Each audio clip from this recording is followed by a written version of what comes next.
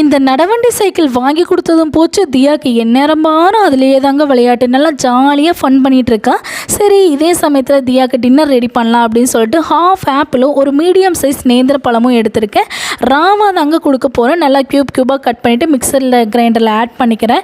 ஏன்னா அவளுக்கு பழுத்தாலோ இல்லை வேக வச்சாலோ பிடிக்கல அந்த டேஸ்ட். போதுமா, அவளுக்கு சுகர் ஆட் பண்ணால் பிடிக்காது. ஸோ அதனால் நான் சுகர் ஆட் பண்ணல. இல்லை நீங்கள் வேக வச்சு தரணுன்னா நீங்கள் சுகர் ஆட் பண்ணிக்கலாம். அந்த புளிப்பு தன்மையை கம்மி பண்ணுறதுக்காக கூட கொஞ்சம் கன்சிஸ்டன்சி அட்ஜஸ்ட் பண்ணுறதுக்காக மில்க் ஆட் பண்ணியிருக்கேன். நீங்கள் பிரஸ் மில்க் இல்லை ஃபார்முலா மில்க் எதை யூஸ் பண்ணுறீங்களோ அதை ஆட் பண்ணிக்கலாம்.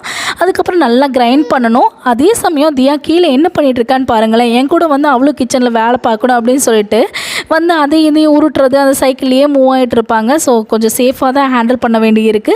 ஸோ நல்லா கிரைண்ட் பண்ணிவிட்டு தியாவுக்கு வந்து ஊட்ட ஆரம்பிச்சுட்டேன். ஆனால் இவங்களுக்கு ஊட்டுறது பாரி ஒரு பொறுமையை சோதிக்கிற விஷயம் எதுவுமே இல்லைங்க. நம்மளோட பொறுமையை ரொம்ப ரொம்ப சோதிப்பாங்க. இருந்தாலும் என்ன பண்ணுறது, கண்டிப்பாக கொடுத்து தானே ஆகணும்.